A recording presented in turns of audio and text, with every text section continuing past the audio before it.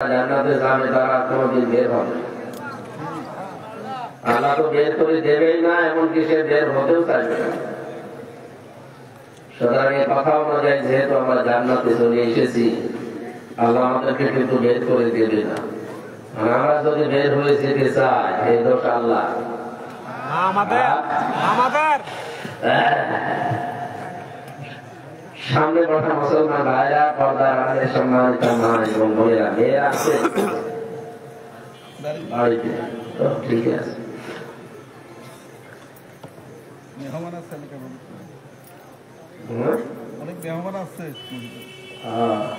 বাড়িতে তো থাকার কথা হবে। অনেকে এখন তো ভুল বোঝাচ্ছে মেয়েদের যে ইসলাম যদি দেশে চলে আসে তোমাদের কিন্তু একেবারে প্যাকেট বন্দি করে ফেলবে। আরে ভাই, দেশে ইসলাম আসলে সবচেয়ে বেশি নিরাপদে থাকবে, সম্মানে থাকবে মেয়েরা। নিরাপদে আছে, সম্মানে আছে। ইসলামের দেশে আসলে আমাদের যে যৌতুক, এটা আগে বন্ধ হবে।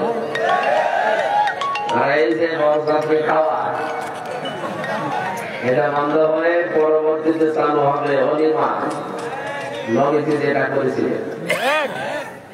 সুতরাং মেয়েরা যারা আওয়াজ শুনতে পাচ্ছেন, যারা যে দুর্বিষণকে নিয়ে আপনাদেরকে উলট পালট বোঝা, কিচ্ছু বিশ্বাস করবে না, ওগুলো সব ধান্দাবাজ। নতুন নতুন কিছু মুনাফিক পয়দা হচ্ছে এই দেশে এখন। আগে এগুলো ছিল গা ঢাকা দিয়ে। কিশোরগঞ্জে একজন আছে ফজলু পাগলা, এটা আসলে একটা পাগল। আমার মনে হয় এর পাবনায় নিয়ে যাও। আমি কালকেও পাবনা ছিলাম, দারুল আমার কাছে। ওর পাশেই তো পাগলা গাড়া। এর আগের বার গিয়ে আমি দেখতে গিয়েছিলাম ওদের যে দৃশ্য, সিনসিনারি। পাগল হলেই এরকম কিছু করা যায়। ইসলামের এই জোয়ার বাংলাদেশ না, America voice of America report দিচ্ছে, আমেরিকার গোয়েন্দা সংস্থা যারা আছে তারা রিপোর্ট দিচ্ছে যে বাংলাদেশের তৃতীয় একটা শক্তি, বিশেষ করে ইসলাম, এরা বাংলার চেয়ারে আসার সম্ভাবনা সবচেয়ে বেশি। ওরা কি আন্দাজে রিপোর্ট বানিয়েছে? আমার খারাপ ভাই, আমাদের দেখতেই পারে না। তার মানে রিপোর্ট একেবারে ফেলে দেওয়ার মতো না, 100% সত্য। কোরআনে কারিমে আল্লাহ এটাই জানিয়েছেন, ওয়ারাইতান নাসা ইয়াদখুলুনা ফি দীনিল্লাহি আফওয়াজা। হে নবী, আপনি যখন দেখবেন যে আল্লাহর সাহায্য এসে গেছে, তখন আপনি বিজয় দেখতে পাবেন ইনশাআল্লাহ। ইযা জা নাসরুল্লাহি ওয়াল ফাত, যখন আল্লাহর সাহায্য আসবে তখন আপনি বিজয় পাবেন।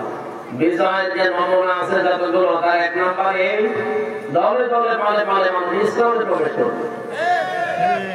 আপনি আগস্টের 5 তারিখের আগে জরিপ গুলো দেখবেন, আর এই 4.5 মাস 5 মাস হয়ে গেল এই জরিপ গুলো এখন দেখেন। আজকের জরিপ এটা আমি আজকে দেখলাম, ভয়েস অফ আমেরিকা, আমেরিকার গোয়েন্দা সংস্থা যারা আছে তারা রিপোর্ট দিচ্ছে। আর আপনি রিপোর্ট মানবেন না, মানে কাজ হয়ে গেলে তখন মানবেন। তারা জানাতে চাচ্ছে যে আগস্টের 5 তারিখের আগে দেশের মানুষ 100 জনের মাত্র 15 জন মানুষ কোরআনের বিধান কায়েম হোক এটা চাইছে। মাত্র 15 জন। কত? 100 জনের জমা করেন না কেন? 100 জনের। কিন্তু জানুয়ারি মাস থেকে 1 তারিখ থেকে আরম্ভ হয়েছে। এখন রিপোর্ট পাওয়া যাচ্ছে এই দেশে 100 জনের 58 জন মানুষ চাচ্ছে কোরআনের বিধান দেশে কায়েম হোক।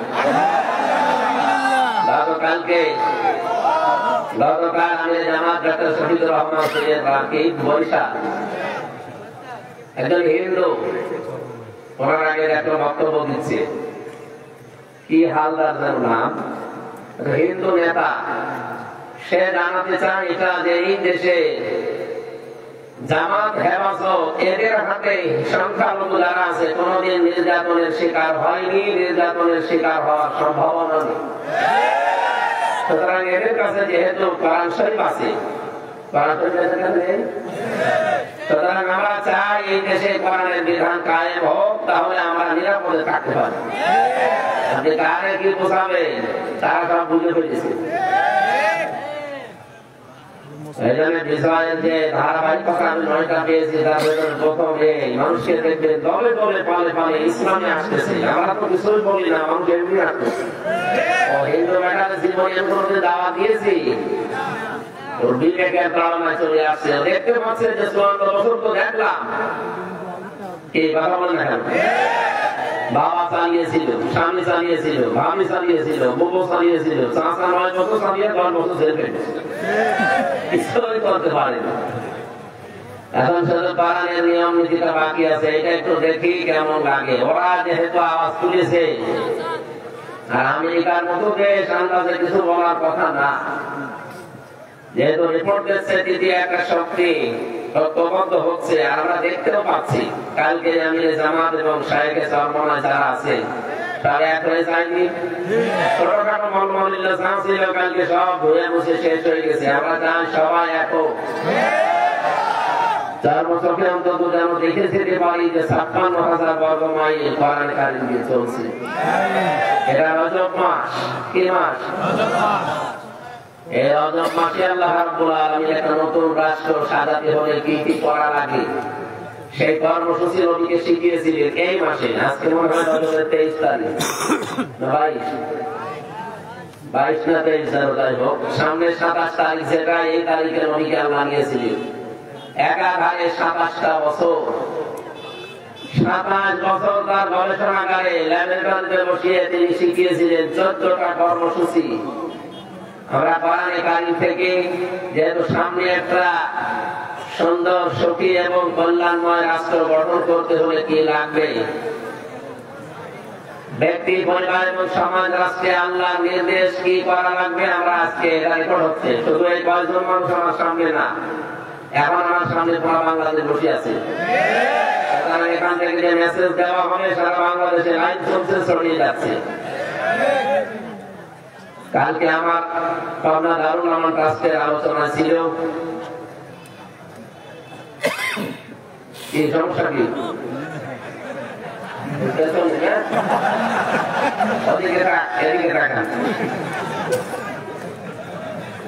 আমার কালকে আলোচনা ছিল ফায়দা নুতরাফিন নাকুর এই আয়াত থেকে গুরুত্বপূর্ণ বিষয়। কালকে আমি এখান থেকে ডেলিভারি দিয়েছিলাম। আজকে আমরা নতুন একটা বিষয় কোরআন থেকে ডেলিভারি দেবো ইনশাআল্লাহ। ইনশাআল্লাহ পুরা জাতিকে উদ্দেশ্য করে বলছি, সামনে নতুন রাষ্ট্র। যেহেতু খ্রিস্টানরা রিপোর্ট বানিয়েছে, আমরা তাদেরকে ঘুষ দেইনি। ঘুষ দিয়েছি? তারা কি আমাদের আত্মীয়? তারা যেহেতু পর্যবেক্ষণ করছে, রিপোর্ট দিচ্ছে, 4.5 মাস 5 মাসে যদি 15 থেকে 58% হয়ে যায়, আর কিছুদিন যেতে দেন, এদেশের 100 জনের 100 জন মানুষ চাই যে আমরা কোরআনের বিধান চাই। আর ওইটা অন্তত মরণের আগে আমরা দেখতে চাই ইনশাআল্লাহ। কথা বলে না কেন? এই জমিনের মালিক কিন্তু সরাসরি আমরা না, আল্লাহ তাআলা। আল্লাহ তাআলা নিজে। এবং এই জমিনের মালিকও নয়, কোরআন শরীফের মালিকও না, সব মালিক আল্লাহ। আমরা এই জমিনে আছি কামলা হিসাবে। পৃথিবীতে 2টা কাতারকে আল্লাহ সবচেয়ে বেশি ভালোবাসে, পছন্দ করে। কয়টা? আল্লাহ রাব্বুল আলামিন বলেন, ইন্নাল্লাহা ইউহিব্বুল্লাযীনা ইউকাতিলুনা ফী সাবিলিহি সাফফান কাআন্নাহুম বুনিয়ানুম মারসুস। সূরা সাফের 4 নম্বর আয়াতে আল্লাহ জানিয়েছেন, অবশ্যই আমি আল্লাহ ভালোবাসি তাদেরকে যারা সীসা গড়া প্রাচীরের মতো ঐক্যবদ্ধ হয়ে কাতারবদ্ধ হয়ে আল্লাহর জমিনে আল্লাহর দ্বীনকে কায়েমের জন্য চেষ্টা চালায়। এখন দল মত নির্বিশেষে এইটাই এখন আমাদের টার্গেট। এই জন্য আমরা এটা দেখতেও পাচ্ছি, সামনে সব এখন এক হয়ে যাচ্ছে। এই জন্য কিছু জালেম পালিয়েছে, কিছু মুনাফিক আছে, নাম দাম কিছু আছে, এদের মাথা এখন খারাপ হয়ে গেছে। এখন ফতোয়া দেয় যে আজহারের মাহফিলে এত মানুষ হবে কোন কারণে? আরে ভাই, আপনি ডাক দিলে তো হয় না, আপনি ডাক দিলে তো কুকুরও আছে না।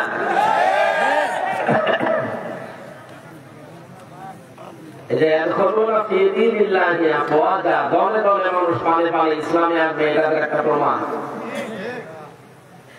যেখানে 14 লাখ 15 লাখ 20 লাখ মানুষ এক জায়গায় হয়, যদি টাকা দিয়ে আনার আগে কত কোটি টাকা খরচ আপনি বলেন।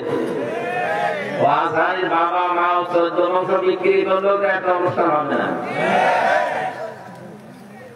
যে 3টা 4টা অনুষ্ঠান বাংলাদেশে করা হয়েছে, 4টাতে রেকর্ড হয়ে গেছে। আল্লামা সাঈদী রহমাতুল্লাহ আলাইহি ওই সময় যখন কথা বলতেন তখন এরকম মিডিয়া ছিল না, তখন মানুষ 10 লাখ 20 লাখ, এখন ছাড়িয়ে যাচ্ছে।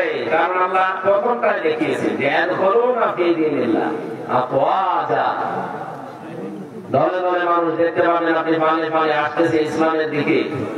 সুতরাং এই দৃশ্যটা দেখে আমাদের এখন মনে প্রাণে একটা আনন্দের সঞ্চার হচ্ছে, বিশ্বাস হচ্ছে আল্লাহ তার কথাটা আমাদের মনের সামনে দেখাবে ইনশাআল্লাহ।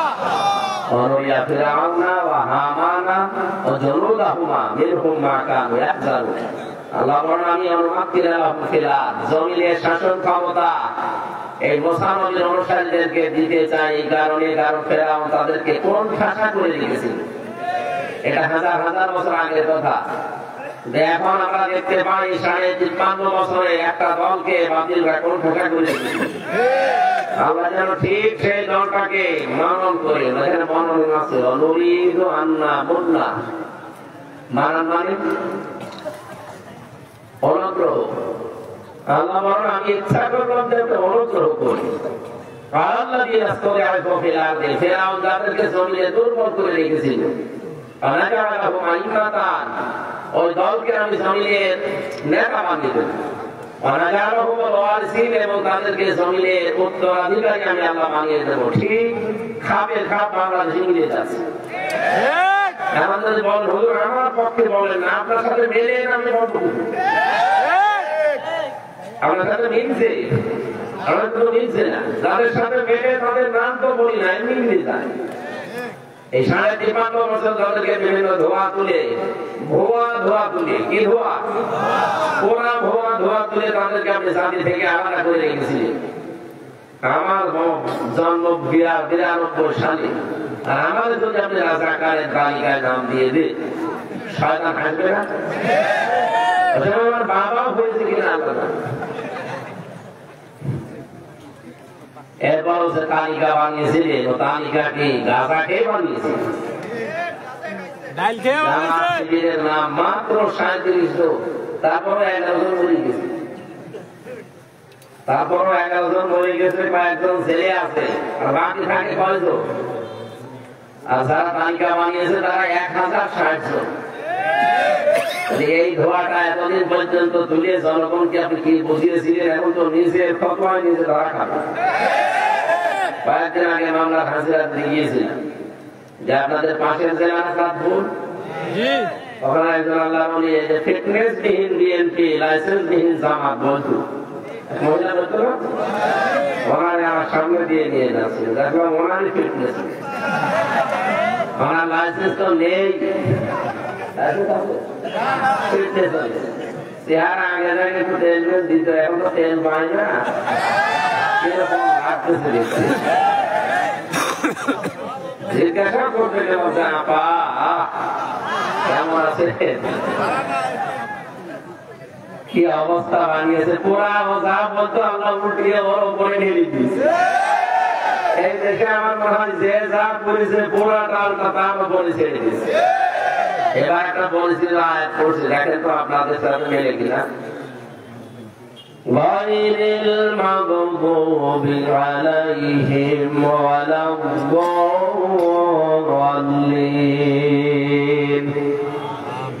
এটা শুনেছেন তো? প্রতিদিন অন্তত যদি ফরজ নামাজ পড়ে কেউ 17 বার করে পড়া লাগে। এটা কতবার? 17 বার। 1 মিনিট বাপের বলতে হবে, 1 মিনিট দেবেন। এই জায়গায় এনে গেলে তো আমার যাওয়ার তো স্টেন দিয়ে প্রায় হয়ে গেল। কি সমস্যা?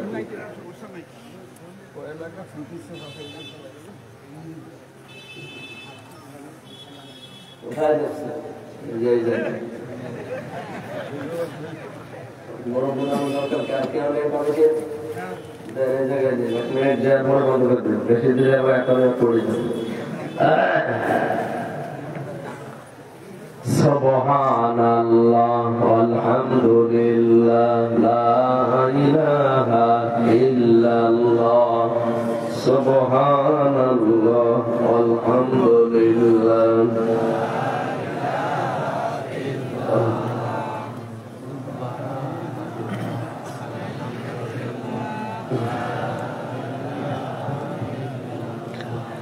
লা ইলাহা ইল্লাল্লাহ মুহাম্মাদুর রাসূলুল্লাহ।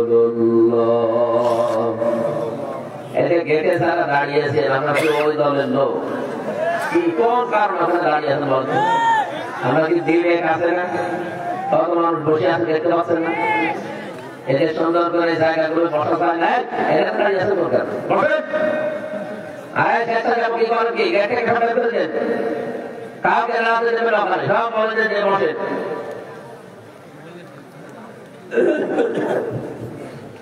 ঠিক আছে আমার ভাইরা, প্রতিদিন 17 বার করে আয়াতটা আল্লাহকে আপনি নির্দেশ শোনাচ্ছেন, মনে হচ্ছে আল্লাহ শুনছে, উনি সওয়াব এখনই দেবে।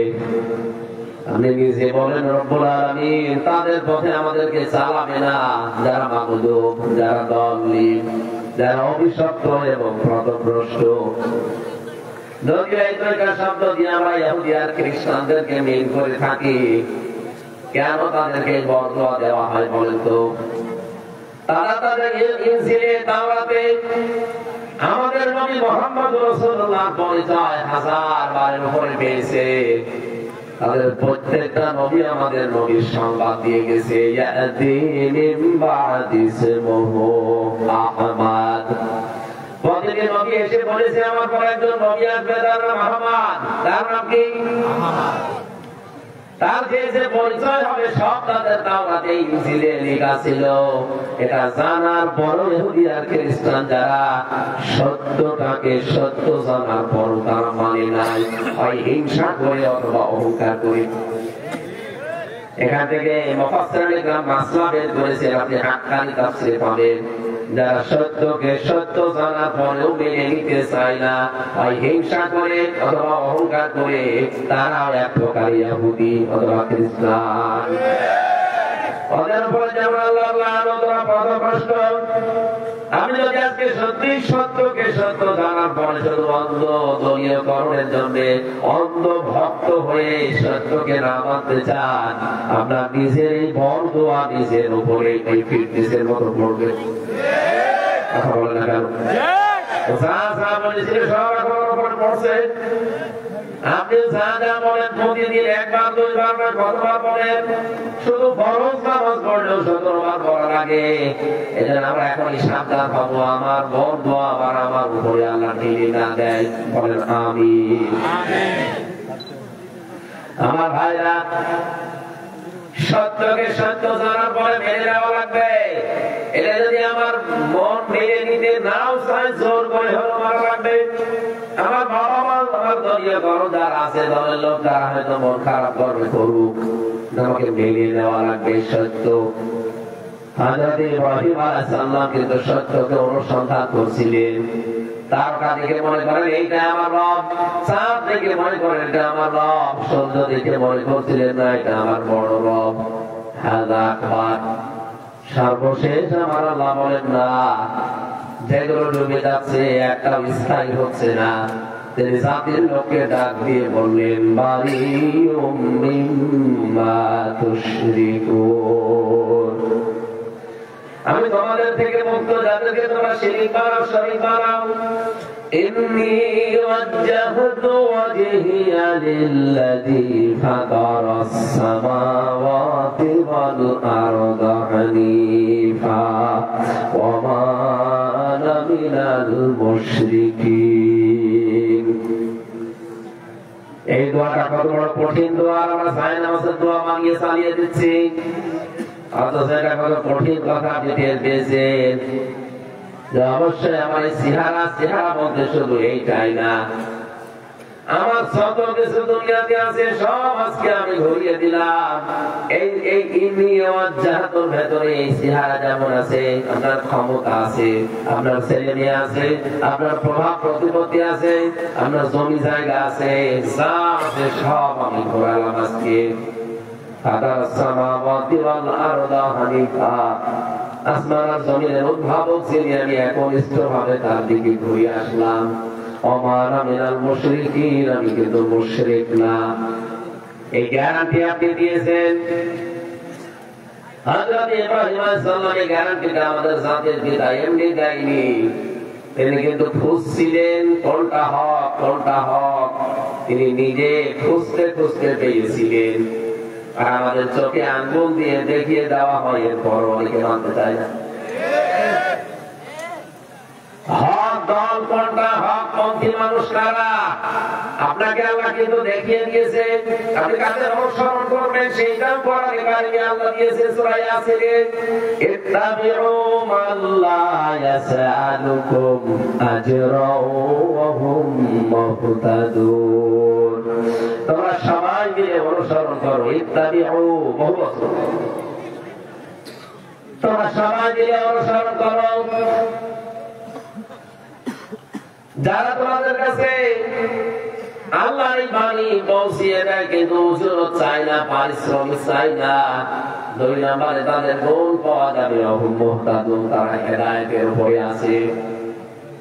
বাংলাদেশের দিকে তাকান, অনেকে আমরা কোরআনে কারীম প্রচার করতে গিয়ে যারা দড় কষাকষি করি, তার প্রথম অক্ষর আমরা মিলাতে পারলাম না। 2টা গুণই আপনার ভেতর থাকা লাগবে। 1 নম্বর হয়তো আপনি হেদায়েতের পথে মানুষকে ডাকেন, ঠিক আছে, কিন্তু নিজে হেদায়েতের উপরে নেই। 2 নম্বরে অনেকেই নিঃস্বার্থ ভাবে মানুষকে ডাকে, ঠিক, হেদায়েতের উপরে নিজে নেই, কিন্তু মানুষকে ডাকতেছে হেদায়েতের দিকে। 2টাই গোমরাহ। কথা বলছেন না? বুঝেন, আবার বলছি। আপনাকে এই আয়াতটা সামনে নিয়ে যাকে অনুসরণ করবেন দেখবেন এই 2টা সীমানে কিনা। ইত্তাবিউ, অনুসরণ করো তাদেরকে। মাল্লা ইয়াসআলুকুম আজরা, যারা তোমার কাছে উজরত চায় না, পারিশ্রমিক চায় না, ওহুম মুহতাদুন, এবং তারা হেদায়েত প্রাপ্ত। তখন হেদায়েতের উপরে থাকবে কারা, কারা হেদায়েত প্রাপ্ত, এটা আল্লাহ কিন্তু সূরা বাকারায় আগে জানিয়ে দিয়েছে। এই যে আয়াতটা পড়লাম, এটা সূরা বাকারার আয়াত না ইয়াসিনের আয়াত? আগে আল্লাহ সূরা বাকারা দিয়েছেন না সূরা ইয়াসিন দিয়েছেন?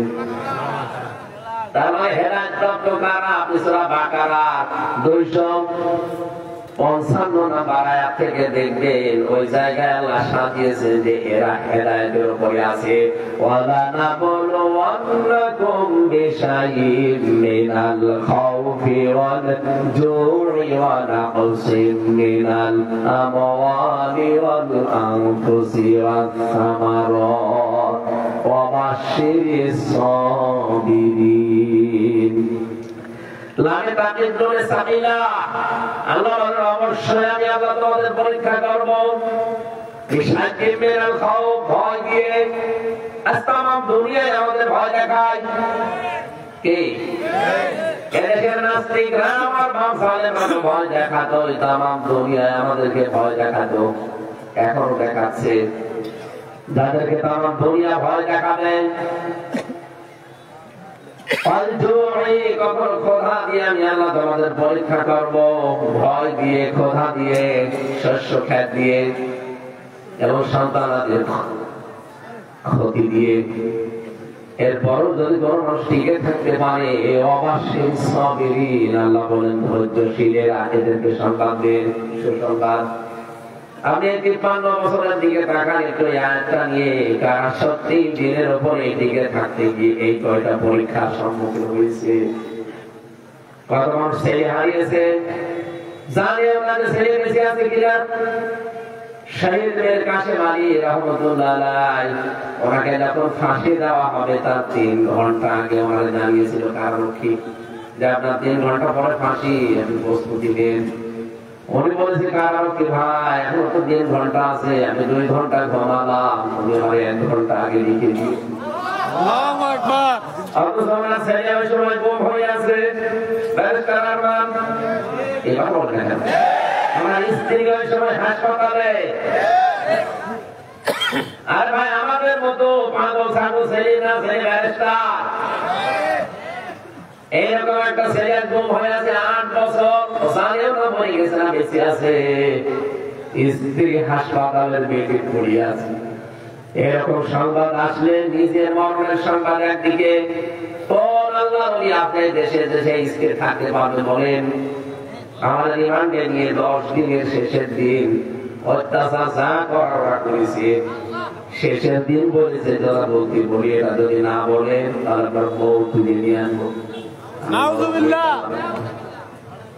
না ম্যাডাম অসুস্থ 7 মাস সন্তানের বয়স বললাম ঠিক আছে যা ভালো লাগে করেন আমার কিছু বলার নেই।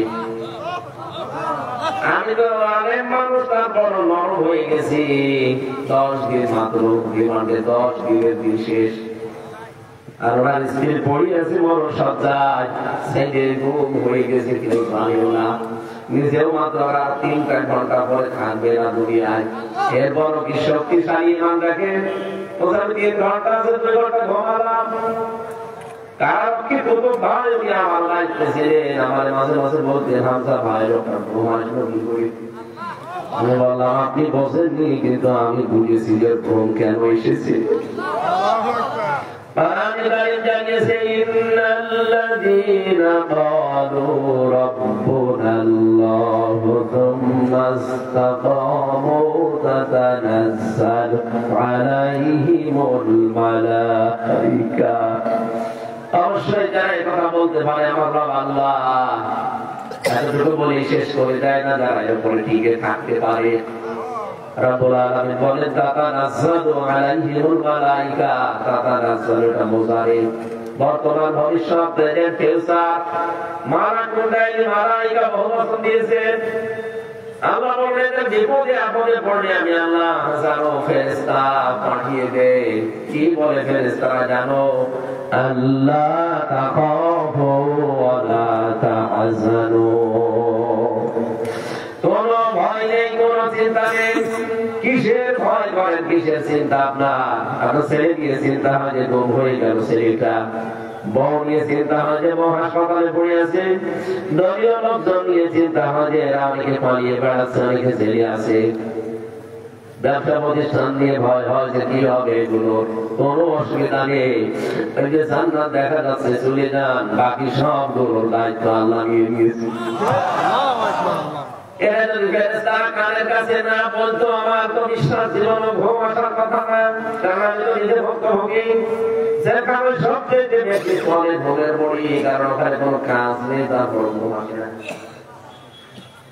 একটা মানুষ বছরের পর বছর পড়ে আছে কিন্তু ঘুম নেই, এটা ঘুমের পড়ি খাওয়া লাগে।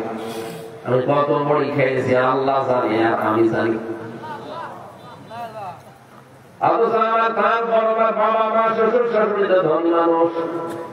আমার স্ত্রীকে আল্লাহ যা দিয়েছে আমার শ্বশুর শাশুড়ি আমার মা বাবা আমি না থাকলেও কোনো অসুবিধা নেই। মেয়ে আছে সময় 2টা ওগুলো নিয়ে সে ভালোভাবে আর একটা বিয়ে করে চলতে পারত। আমার কোনো চিন্তা নেই তাদের নিয়ে। তারপর আমার 3টা বছরের ফাঁসির কন্টেন্ট ছেড়ে কতদিন না ঘুমিয়ে কাটিয়েছি আমি জানি আর আল্লাহ জানি। সারা রাত জাগা 1 সেকেন্ড লোকের মতো 3 ঘন্টা হায়াত আছে আর 2 ঘন্টা ঘুমিয়ে গেল। কারো কি বলছে ঠিক যেন ঘুমিয়েছে। আমি তাকে ডাকলাম 1 ঘন্টা আগে, কারণ 7টার সময় আমার ডিউটি, ওনার 10টায় ফাঁসি, 3 ঘন্টা মাঝে আছে। আমি বললাম যে মাত্র 3 ঘন্টা আপনি প্রস্তুতি নেন। উনি বলছে 3 ঘন্টা অনেক সময়, আমি 2 ঘন্টা ঘুমিয়ে গেলাম। সেই 2 ঘন্টা ভালোভাবে ঘুমিয়েছে। 1 ঘন্টা আগে ওনারে আমি ডাক দিলাম স্যার উঠেন আপনার মরণের সময় দিয়ে গেছে।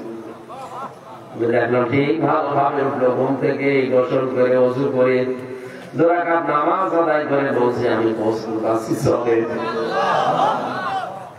এটা এমনি এমনি মুখে আসার কথা না, এটা ওয়াজ করে বোঝানোর সম্ভব না। তো ওই জায়গায় আপনি না যান এই আয়াতে বলছে যে আল্লাহর ফেরেশতা এসে তার কানের কাছে সুসংবাদ দেয় যে কাউকে নিয়ে আপনার চিন্তা নেই, কিসের ভয় আপনার, সবগুলো দায়িত্ব আল্লাহ নিয়েছে। ওয়াবশিরু বিল জান্নাত, ওই যে জান্নাত সুসংবাদ গ্রহণ করে। আল্লাতী কুনতুম তুআদুন, যার ওয়াদা আল্লাহ করেছে। নাহানু আউলিয়াকুম ফিল হায়াতিদ দুনিয়া, দুনিয়ায় আপনাদের বন্ধু আমরা ছিলাম, ফিল আখিরাতে থাকবো। ওয়ালাকুম ফিহা মা তাশতাহি আনফুসুকুম ওয়ালাকুম ফিহা মা তাদউন, এমন জান্নাতে প্রবেশ করাবো যেখানে চাওয়ার আগে জিনিস পাওয়া যায়। ঠিক, পৃথিবীতে এমন কোন বাগান আছে যে বাগানে প্রবেশ করলে সাবের তার আগে পাওয়া যাবে না, সাবের বড় দেরি হবে। আল্লাহ বলেন জান্নাত এমন ভাবে আমি বানিয়েছি আমার মুমিন বান্দা বান্দীদের জন্য যে চাওয়ার আগে পাওয়া যাবে। আপনি চাবেন, মনের ভেতরে শুধু কামনা আসবে, সঙ্গে সঙ্গে সঙ্গে চলে আসবে। কেন এটা জানো? নুজুলাম মিন গফুরির রহিম, এটা দয়াময় আল্লাহর পক্ষ থেকে একটা বিশাল মেহমানদারি। বলেন সুবহানাল্লাহ, সুবহানাল্লাহ। আমি যেটা বসাতে চাচ্ছিলাম এ পর্যন্ত এসে আল্লাহ পাক বলেন এইভাবে যারা বিপদে আপদে পড়ে, ছেলে হারিয়েছে, মেয়ে হারিয়েছে, সম্পদ হারিয়েছে, ব্যবসা প্রতিষ্ঠান হারিয়েছে, সব কিছু হারানোর পরেও যে মানুষগুলো হাসির মুখে, দেখবেন হাসির মুখ তাদের, এত কিছু যে হারিয়ে গেল, আমার তো কিছুই হারায়নি, তারপর আমার চিন্তায় শেষ নেই। তাদের সব হারিয়ে গেল, এরপরেও চেহারার দিকে তাকালে মনে হয় যে কিছুই হারায়নি, নিশ্চিন্তে বসে আছে। আজকে আমি ইন্টারনেটে কাদের মোল্লা সাহেবের একটা চিঠি পড়ছিলাম। উনি যেদিন ফাঁসি হবে সেদিন ওনার সকালবেলা স্ত্রী দেখতে গেছে, বিকালবেলা, বিকালে ওনার স্ত্রীর নাম, ডাক নাম ছিল পিয়ারি। যে দেখে জেলখানার ওই কন্ডেম সেলের ভেতরে ঠিক ওই চা খাচ্ছে বসে। কি গো তুমি এখন চা খাও? মাগরিবের নামাজ কিছুক্ষণ আগে পড়লাম, আমি আজকে রোজা ছিলাম, রোজা রাখা অবস্থায় আমি ইফতার করে খাবার খেয়ে এখন চা খাচ্ছি, শুনলাম নাকি রাত 10টায়। বলে তো এই যে স্ত্রীর সামনে রাত 10টায় বলাতে শ্বশুর বাড়ি যাবে। আপনি যে বনের মানুষের আকিদা থেকে আপনার কি আকিদা আছে আপনি বলেন? এর থেকে কি আকিদা দেখবেন আপনি? এই জায়গায় দড়ি যখন আসে আপনার আকিদা কোথায় থাকে?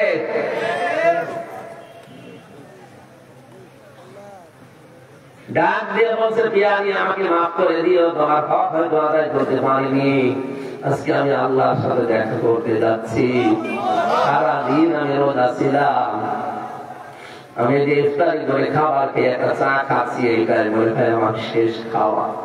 দুনিয়ার খাবার আমার আর কপালে জুটবে না, কারণ আর মাত্র কয়েক ঘন্টা পরে আমার ডাকবে। খাবার নিয়েছিল যেগুলো খান বলছে না, দুনিয়ার এই খাবার আমার ভেতরে ঢুকবে না। মনে হচ্ছে জান্নাতের খাবার আমার আল্লাহ তার সামনে মেলে ধুইছে।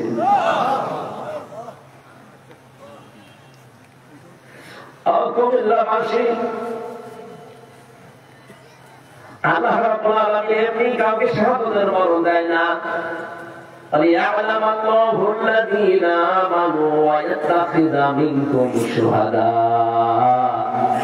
সূরা আল-ইমরানের 140 নম্বর আয়াতের মাঝের অংশে আছে আল্লাহ বলেন, যাকে আমি ভালোবাসি, যার জীবন যৌবন আমার পছন্দ হয়, যার কাজকর্ম অ্যাক্টিভিটিস যে হ্যাঁ আমার পছন্দ হয়েছে, তখন আমি তাকে সাধারণ ভাবে মরণ দেই না, শাহাদাতের মরণ দিয়ে ধন্য করি। সুবহানাল্লাহ। কেন শাহাদাতের মরণ দেই জানো? এই যে লোকটা যদি এখন মারা যায়, যদি ইমাম নিয়েও মারা যায়, কবর দিয়ে দিবেন, ঘুমিয়ে পড়বে, শেষ, আর কিছু নেই। আগে পরে কিয়ামতের দিন সিংহায় ফুৎকার দেওয়ার পর উঠবে। কিন্তু লোকটা যদি শহীদ হয়ে পড়ে, ওই ঘুমাবে না, কবরে যাওয়ার পরে আল্লাহ নিজে ওকে খাওয়াবে। শহীদদের ব্যাপারে এত কড়াকড়ি কথা আল্লাহ কোরআনে দিয়েছেন, যারা শহীদ হয় তাদেরকে মৃত বলা যাবে না। ولا تقولوا لمن يقتل في سبيل الله أموات بل أحياء ولكن لا تشعرون। রব্বুল আলামিন সূরা বাকারার ভেতরে জানিয়েছেন গেছেন যারা শহীদ হয় তাদেরকে মৃত বলবা না, বলে গেছে না, এরা মরে না, এরা জিন্দা, তোমরা বোঝো না। তাই মানুষ যেহেতু মুখ দিয়ে কথা বলে, এই জন্য আল্লাহ মুখের উপরে নোটিশ দিয়েছেন। মুখের পরে মানুষ যেহেতু দেমাগ দিয়ে চিন্তা করে, এই জন্য আল্লাহ দেমাগের উপরে নোটিশ দিয়েছেন। ওয়ালা তাহসাবান্নাল্লাযীনা কুতিলু ফী সাবিলিল্লাহি আমওয়াতা বাল আহইয়াউন ইনদা রাব্বিহিম ইরযাকুন। সূরা ইমরান 170 নম্বর আয়াতে আছে, ধারণাও করবা না যে আমি আল্লাহর জন্য যারা জীবন দেয় বলে গেছে, ধারণাও করবা না, বলা তো সামেলা মুখ দিয়ে ধারণাও করবা না। কারণ কি? কারণ তারা জীবিত এবং তারা আমি আল্লাহর কাছে রিজিক পাই।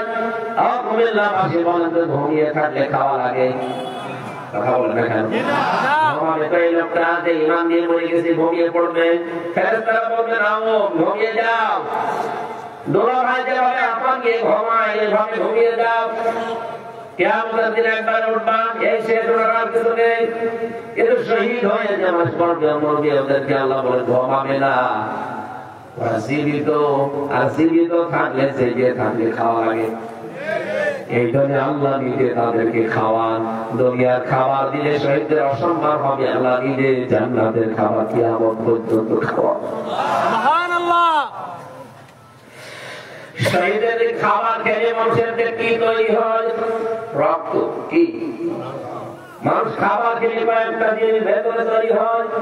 এক নম্বরে খাবার খেলে পিত্ত রস তৈরি হয়। খাবারের নির্যাস দিয়ে আমরা কিন্তু যে নির্যাসটা বের করি খাবার থেকে, চুষে চুষে ওটা দিয়ে আল্লাহ নির্যাস বানায় পিত্ত রস। ওটা এত দামি, বানায় বিজ্ঞান প্রমাণ করেছে। এর ভেতরে যে খাবার যতক্ষণ থাকবে পিত্ত রস ওই নাড়ি দিয়ে আস্তে আস্তে ফোটা ফোটা পড়তে থাকবে। যতক্ষণ খাবার পেটে আছে পড়বে, ওটা হজম হবে। খাবার যখন পেটে না থাকবে, আপনার পিত্ত রসের ওই থলিটা হঠাৎ আল্লাহ নিজের পক্ষ থেকে বন্ধ করে দেবে। আমরা এটা মাথাতে দিয়েছে যে আমি কিন্তু অপচয় করি না, এটা যেহেতু দামি জিনিস আমি অপচয় করি না। আমি শুধু ফতোয়া দিয়ে শেষ করে দেইনি, আমি দেখিয়েছি যে আমি অপচয় করি না। এটা নির্যাস তৈরি হবে প্রথম খাবার, যে খাবারই খান তার প্রথম ওইটা দিয়ে নির্যাস, এরপরে তৈরি হবে ওইটা দিয়ে মল, এরপরে ওখান থেকে তৈরি হবে প্রসাব, এরপরে তৈরি হবে রক্ত, এরপরে তৈরি হবে চর্বি। বিভিন্ন জিনিস অর্গান তৈরি হতে থাকে এর ভেতরে। এই মাথা থেকে শুরু করে পা পর্যন্ত 70,000 তার আছে। কম্পিউটার যদি এখানে এটা না ভিড়িয়ে কম্পিউটার ভিড়ান, আমি আপনাকে এক এক করে সব দেখাতে পারবো। এই অক্সিপিটাল লব আছে এখানে, প্যারাইটাল লব আছে এখানে, মাথার ভেতরে প্রায় 18টা জিনিস ঘুরপাক খাচ্ছে। এক একটা জায়গায় প্রায় 6টা করে জিনিস আছে। কেউ চিন্তা করে, কেউ দুঃখ করে, কেউ আনন্দ করে, এক একটা জিনিস এখানে আছে। কেউ দেখে, রব্বুল আলামিন বলেন খাবার খাবার পরে রক্ত যেহেতু তৈরি হবে, এই রক্তগুলো শরীরে ছড়িয়ে যাবে, তখনই আপনি বল পাবেন। রক্ত যদি ছড়িয়ে না যায় তাহলে আপনার বল পাবেন না। মানুষের খাবার খেলে রক্ত তৈরি হয়, এখানে শহীদ যারা এরা যেহেতু খাবার খায় তাহলে রক্ত লাগবে। এটা প্রমাণ দিয়েছেন হযরত হামজা জীবনীতে। আমি তার জীবনী পড়ে দেখেছি, তিনি শহীদ হওয়ার প্রায় 30 বছর পরে তার কবর ভেঙে গিয়েছিল। মদিনায় একটা বিশাল ঢল হওয়ার কারণে তার কবর ভেঙে যায়। ওই সময় যারা তার সাথে যুদ্ধ করেছে এখন তারা প্রায় মুরব্বী হয়ে গেছে। রক্ত অনুসন্ধান করতে করতে গিয়ে দেখে 30 বছর আগে মুহাম্মদ রাসূলুল্লাহ আপন চাচা হযরত আমির হামজা কাফেররা যেখানে যেখানে তাকে কোপ দিয়েছিল ওই জায়গাগুলো দিয়ে ফিনকি দিয়ে তাজা রক্ত বের হয়ে চলে আসে। আল্লাহু আকবার। কুমিল্লাবাসী বলেন তো, যদি খাবার না খাবে তো রক্ত নষ্ট করতে গিয়ে কথা বলেন কেন? এদের ফেরেশতাদেরকে দিয়ে আল্লাহ সুসংবাদ জানায় তাদেরকে যে মানুষগুলো পরীক্ষায় উত্তীর্ণ হয় আর তারা এই কথা স্বতঃস্ফূর্তভাবে বলতে পারে আল্লাযীনা ইযা সাবাতুহুম মুসিবা ক্বালু ইন্না লিল্লাহি ওয়া ইন্না ইলাইহি রাজিউন। আমরা মনে করি মানুষ মরে যাওয়ার দোয়া কে বলছে নাকি কঠিন বিপদাপদ যখনই আসবে মানুষের, যদি ইমানদার লোকটা হয় মুখ দিয়ে আকস্মিক ভাবে বের হয়ে যাবে, জবান খুলে বের করেন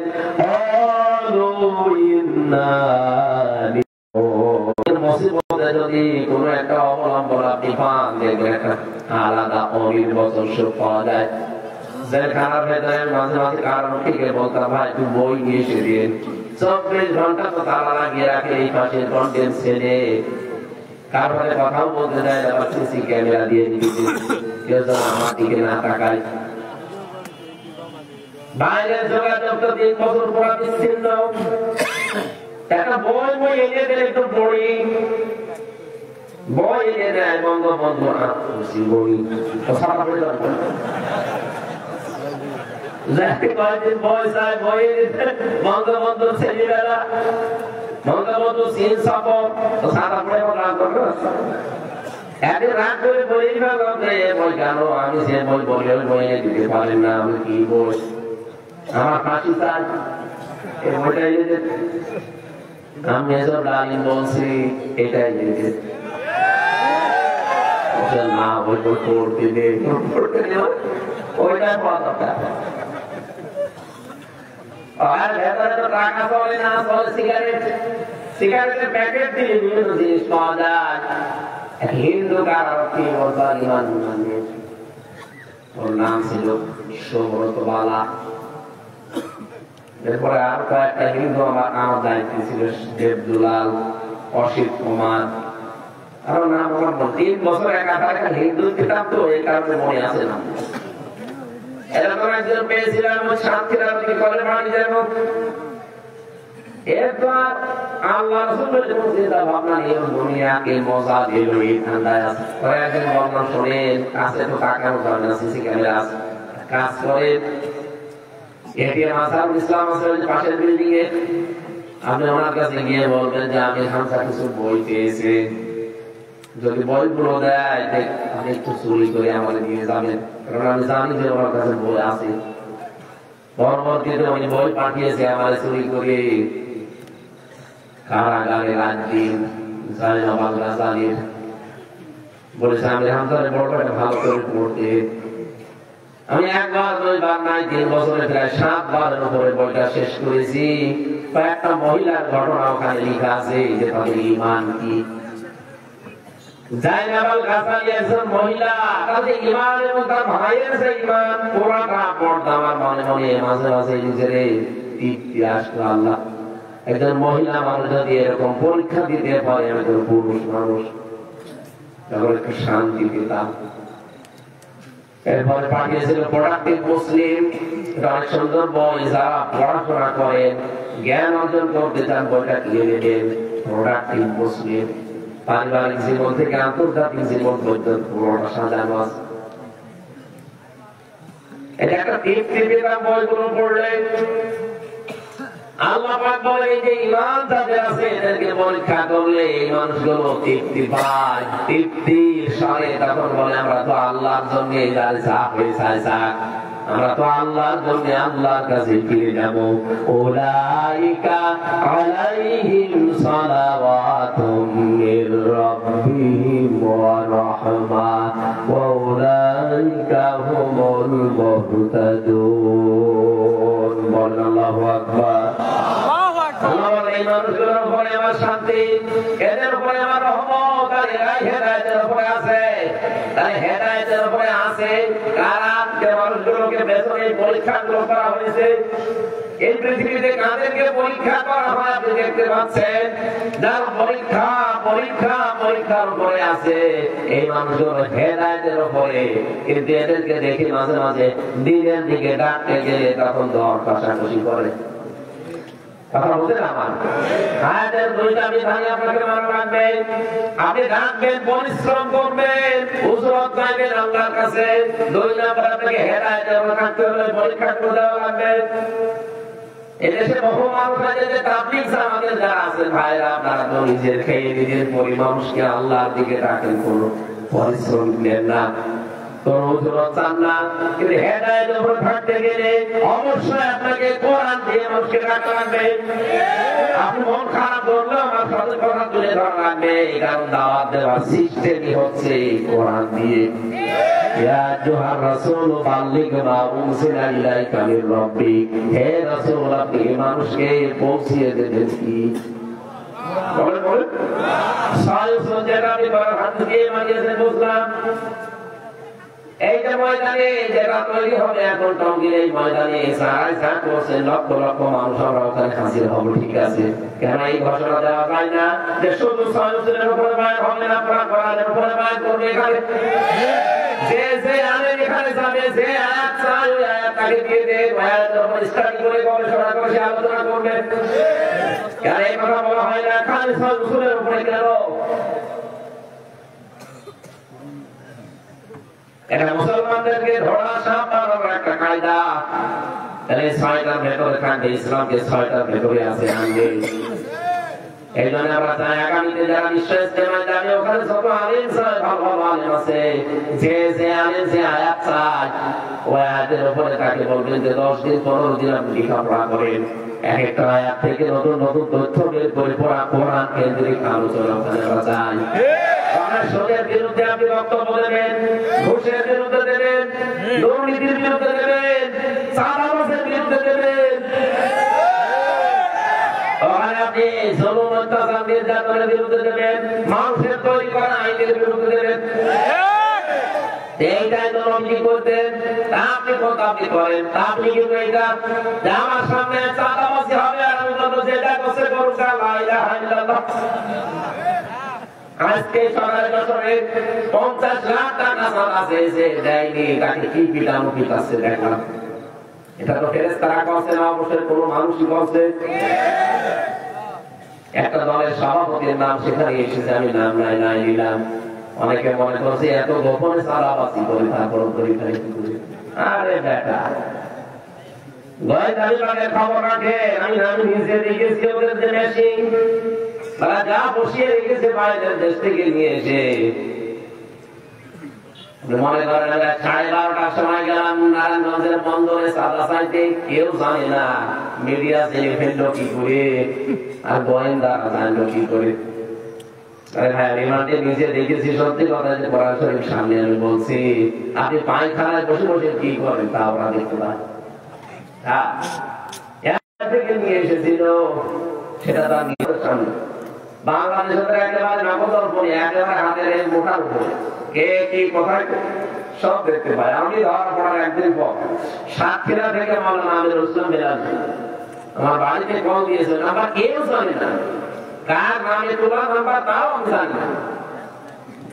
উনি কল দিয়ে জানিয়েছে যে হামজাকে বলবা যদি যোগাযোগ করতে পারো, হামজাকে জানাবা সে যেন অন্তত এই কথাগুলো না বলে। সকালবেলা দেশে ভিডিও দেখাচ্ছে আর আপনি বলছেন আমি 12:30টায় যেমন চাঁদা চাইতে, কেউ তো জানি না, কেউ জানে না, কেউ বলেছে আপনাকে। আমি গোয়েন্দাদের সাথে কথা বলি মাঝে মাঝে, ওরা বলছে হুজুর দেশটা আমরা পর্যবেক্ষণ করে রেখেছি, শুধু দেখছি যে কে কি করে। তারিখ জিয়াই এগিয়ে যাচ্ছে, উনি উঠিয়ে পাচ্ছে। উনি বলছেন কালকে বক্তব্য দিয়েছে তারিখ জিয়া আমরা থামেন, খবর নাকি আমরা চলে এসেছি, এখনই আপনি আরম্ভ করেছেন, থামেন না কেন? এখন দেশটা জনগণের হাতে, ওরা কিন্তু সব দেখতেছে কে কি করে। আপনি একটু জরিপ চালান। কালকে একজন মহিলা জরিপ দেখলাম, তার কাছে সাংবাদিক জিজ্ঞাসা করছে আপনি কাকে চান? বলছেন যাই চান, চাঁদাবাজকে চাই না। অলরেডি আপনি বদনাম করে ফেলেছেন। আপনি বলেন না বাবা শাহজালাল মদের কাছে কুত্তা বিড়াল সব হালাল।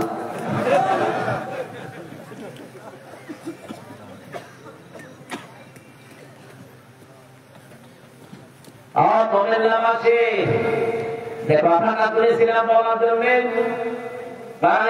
আজকে এই ময়দান থেকে এমন এমন মেসেজ আজকে কোরআন থেকে 14টা কর্মসূচি এমন ভাবে আমরা তুলে ধরতে চাই, যারা দায়িত্বে আছে ওরা যেন সঙ্গে আর একটা সুন্দর কল্যাণময় রাষ্ট্র যদি কেউ গঠন করতে চায় এখান থেকে যেন তারা থিওরি দেয়। মানে থিওরি গুলো আমার বানানো না, আল্লাহ নিজে বানিয়েছে। তাও 27 বছর নবীকে তার গবেষণাগারে বসিয়ে নিজে শিখিয়েছেন। এখানে সরাসরি শিক্ষককে, ছাত্রকে, নবী মুহাম্মদ রাসূলুল্লাহ সময় লেগেছে 2 দিন 5 দিন না। পিএইচডি করতে, গবেষণা করতে, আমরা দেখি এমফিল করতে সব মিলে মাত্র 5 থেকে 7 বছর লাগে। 2 বছর এমফিল, 5 বছর পিএইচডি, 7 বছরে একটা বিষয়ের উপরে কোরআন অধ্যয়ন করেছি যায়। কিন্তু আল্লাহ বলেন আমি 27 বছর নিজে শিক্ষক হয়ে আমার নবীকে শিখিয়েছি। একটা রাষ্ট্র যদি কল্যাণময় করতে হয় এগুলো মাসুদি লাগবে। আমরা সেই কোরআন থেকে কথা বলতে চাচ্ছি, চলে যাবে নাকি? ইন্না হাদাল কুরআনা ইয়াহদি লিল্লাতী হিয়া আকওয়াম। আল্লাহ পাক বলেন অবশ্যই কোরআন একটা সঠিক এবং সুন্দর মজবুত হেদায়েতের পথ তোমাদেরকে নির্দেশনা দেয়। আল-বাশিরুল মুমিনিনা আল্লাযীনা ইয়া'মালুনাস সালিহাতি আন্না লাহুম আজরান কাবীরা। নবী আপনি সুসংবাদ দিতে পারেন ওই মুমিনদেরকে যারা ভালো ভালো কাজ করে দুনিয়ায় উত্তম পুরস্কার আমি আল্লাহ তাদের জন্য রেখে দিয়েছি। বলেন সুবহানাল্লাহ। ওয়া আন্নাল্লাযীনা লা ইউমিনুনা বিল আখিরাহ, যারা আখিরাতে বিশ্বাসী না, কিয়ামতের জবাব দিতে হবে, বিশ্বাস যাদের ভেতরে নেই। ওয়া'তাদনা লাহুম আযাবান আলীমা, তাদের জন্য যন্ত্রণাদায়ক শাস্তি আল্লাহ রেখে দিয়েছেন। আল্লাহ আযাব পর্যন্ত শেষ করে দিতে পারতেন, আলীমা দিলেন কেন? এমন আযাবের ধরন আমি আয়াতের তাফসীর অন্য আয়াতের সাথে মিলিয়ে দেখেছি।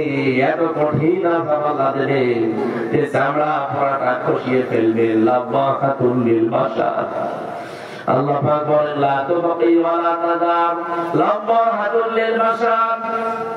এই জাহান্নামে ফেলে যাওয়ার পরে এই মানুষটাকে আজও ছাড়বে না, ছেড়ে দেবে না, যে চামড়া আগে পুরা খসে যাবে। এই পৃথিবীতে যত কঠিন ঘর হোক, আমি রিমান্ডে একটা ঘর দেখেছিলাম মাটির নিচে, যেখানে ওরা নখ খুলে ফেলে মানুষের। আমাকে নিয়ে গিয়েছিল ওখানে 9 দিনের দিন, মেশিন পত্র বের করেছে, আমার সামনে রেখে দিয়ে বলছে এগুলো হাতের আর পায়ের নখ খুলি। আমরা কথাবার্তা শুনলে বুঝতাম যে মানুষ না পুরাটা জানোয়ার। মানে কথাবার্তা এরকম ধরন আলাদা। আমি যেহেতু মৌলানা মানুষ, আমার মা মাতাল ঘুরি গাড়ি, আমি সাধারণ মানুষ করি কিন্তু ও জানে যে হাফেজ কোরআনে হাফেজ, একজন মাওলানা, একজন মুফতি মানুষ। তারপর আমার মায়ের নাম ধরে, বাপের নাম ধরে কি গালি গালাজ, সব বিসিএস কেনা বলে। সাধারণ মানুষ যদি আমার সামনে যারা সাধারণ মানুষকে নিয়ে যেত, কি কান্নার আওয়াজ পেতাম। মাঝে মাঝে দেখতাম যখন হাত পায়ে নখ খুলে নিয়ে আসলো, কি কান্না, কান্না দেখে আমি নিজে অজরে কান্না। একজনকে দেখছিলাম চট্টগ্রামে বাড়ি, একটা কথা মানিয়ে বলছিলেন নিজে দেখা সব। এই যে হাতের তালুক, এখান থেকে আস্তে করে ব্লেড দিয়ে কেটে দেয়। এরপর একটা মেশিন আছে ওদের কাছে, ওইটা ধরে চামড়া ছোট করে ফেলে, ওই চামড়াটা ধরে প্রাণ দিয়ে আস্তে করে এগুলো পুরাটা গোল হয়ে চলে আসবে। জীবিত মানুষ এতটুকু দিয়ে শেষ করে যদি বলে যান ঠিক আছে আমরা ওষুধ পত্র দেই না, লবণ দিয়ে দেয়। আমার এরকম কঠিন অবস্থা করে না, কিন্তু আমার টাঙিয়ে রেখেছিল, মাথায় দড়ি দিয়ে আমার 11 ঘন্টা টাঙিয়ে রেখেছিল। আমার দিকে চোখ বা কালো কাপড় দিয়ে, এদিকে পায়ের সাথে ডান্ডা বেড়ি দিয়া, হাত আর পেছনে ডান্ডা বেড়ি দিয়ে বাঁধা, হ্যান্ড কাপ দিয়ে লড়াচড়া করবে, সাঁতা কেটে যাবে। আমাদের কত জায়গায় কেটেছিল আল্লাহ আল্লাহ। 20, 21, 22, 23 পুরা 3টা বছর। ওই সময় দেখেছিলাম ছেলেটার চামড়া, এখান থেকে ওর নাম আব্দুল্লাহ, এখান থেকে তুলে আস্তে করে যখন টান দিয়েছে পুরা চামড়া চলে এসেছে, তা পুরা টান আসলে এইটুকু। এত কষ্ট পাচ্ছিল, এত চিৎকার দিয়ে কাঁদছিল, আওয়াজ তো বাইরে যাবে না, মাটি দিচ্ছে।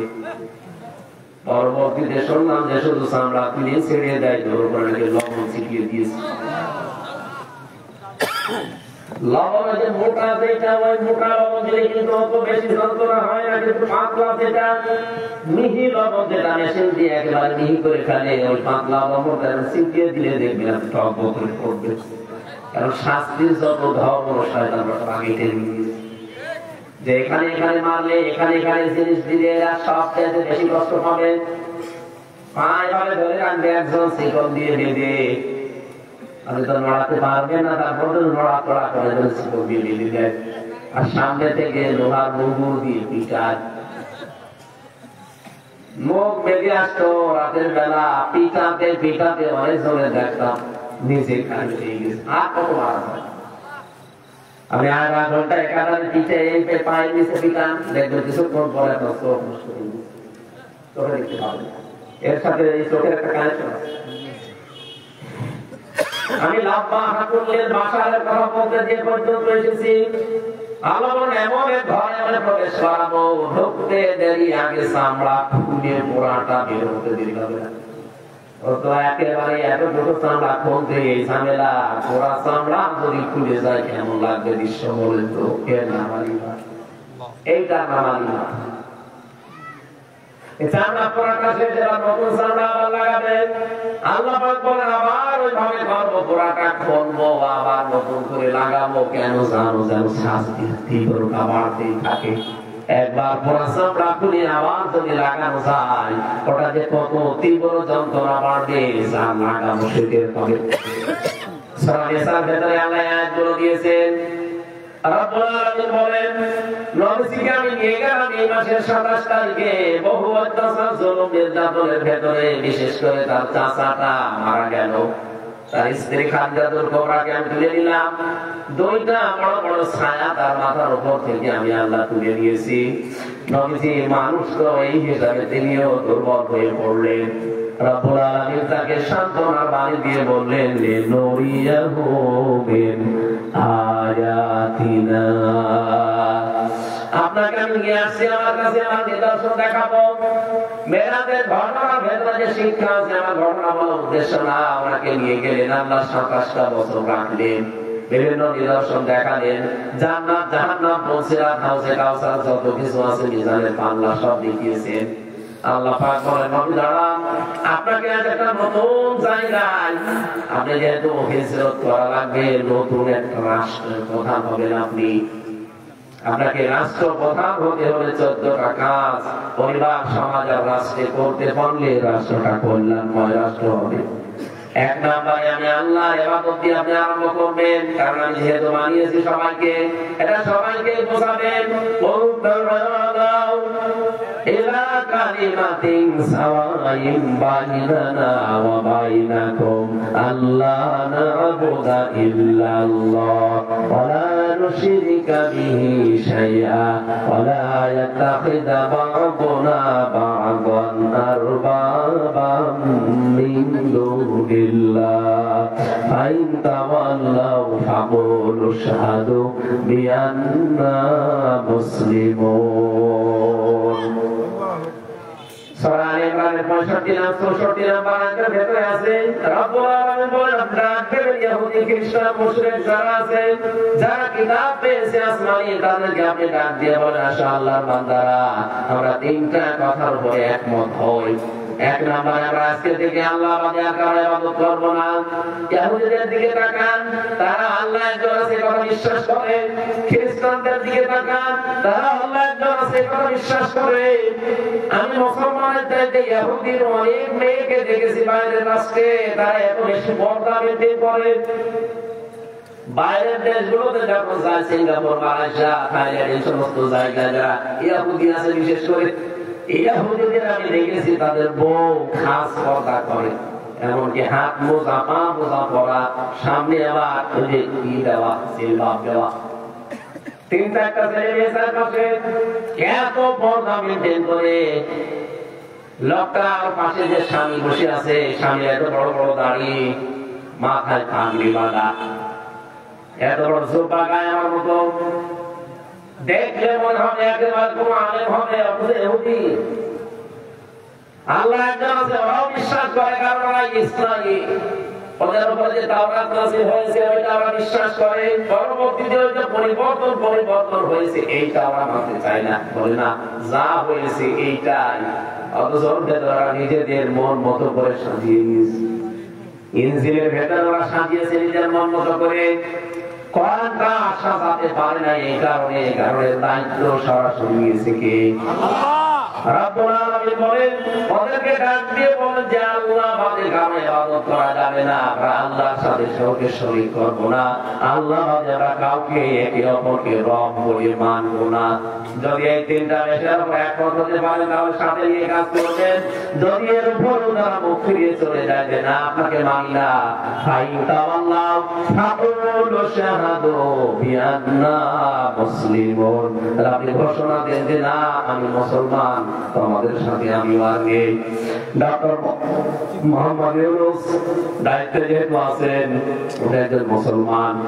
কি এই দেশে 18 কোটি মানুষ, আমরা 96 ভাগ আমরা মুসলিম, বাকি অন্যান্য জাতি আছে মাত্র 4 ভাগ। সবাইকে আপনি আহ্বান জানান যে মেরাজে এই মাসে, এই সবে মেরাজেটা এই মাসে রজব মাস, বিশ্বনবীকে আল্লাহ 14টা জিনিস শিখিয়েছিলেন। তার প্রথমে আমার আল্লাহ একাত্মবাদ, দাসত্ব। ওয়াকাদা রাব্বুকা আল্লা তা'বুদু ইল্লা ইয়্যাহু ওয়া বিল ওয়ালিদাইনি ইহসানা। রব্বুল আলামিন বলেন, নবী আমি ফয়সালা দিয়ে দিলাম, আমি সিদ্ধান্ত নিয়ে নিয়েছি, আমি রায় দিয়েছি। কসম আমি রায় দেওয়া, আমি সিদ্ধান্ত নিয়ে ফেলেছি, রায় দিয়েছি। তা আমি আল্লাহ ছাড়া কারো দাসত্ব করা যাবে না, ইবাদত করা যাবে না, এটা সবাইকে জানিয়ে দেবেন দেশে। অবিল ওয়ালিদাইনি ইহসানা, পিতামাতা যাদের আছে তাদের সাথে ভালো ব্যবহার করা লাগবে। ও বাংলার মুসলমানেরা, আল্লাহর আইন মানা এখানে আয়াত অনুযায়ী ফরজ। আল্লাহর আইন মানা কি বলেন তো? আরো জোরে আরেকবার বলেন। মা বাবার আইন মানা কি? না না কেন মা আছে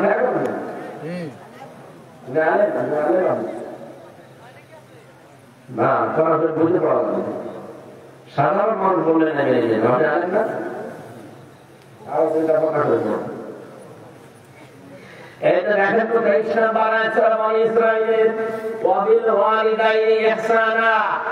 আল্লাহর আইন মানার আগে আপনি মা পাবেন না, আল্লাহর আইন মানতে হবে কোনো প্রশ্ন ছাড়া। কিন্তু মা বাবার আইন মানা ফরজ না, মা বাবার সেবা করা ফরজ। কথা বুঝতেছেন? মা বাবার সেবা করা কি? মা বাবার আইন মানা ফরজ না। পৃথিবীতে শুধু একজনের আইন মানা ফরজ। আল্লাহুল খালকু ওয়াল আমরু, সূরা আরাফের 54 নম্বর আয়াতের মাঝে বসে আছেন। আল্লাহ বলেন, সৃষ্টি আমার, আইন চলবে আমার। ইনিল হুকমু ইল্লা লিল্লাহ, সূরা ইউসুফের 40 নম্বর আয়াতের মাঝে বসে আছে, আইন চলবে শুধুমাত্র কার? এই জন্য আইন আল্লাহর মানা ফরজ, মা বাবার আইন মানা ফরজ না, তাদের সেবা করা ফরজ। এখান থেকে কি মাসলা পেলেন আপনি? পৃথিবীতে আল্লাহর পরে আমরা জানি যে মা বাবার স্থান। সেই মা বাবার আইন মানা যদি ফরজ না হয়, কোন মহারথী আছে যে আইন মানা লাগবে? আল্লাহর আইন বাদ দিয়ে পৃথিবীতে যারা অন্য কারো আইন প্রতিষ্ঠা করতে চান, আপনি আল্লাহর সাথে শিরক করছেন।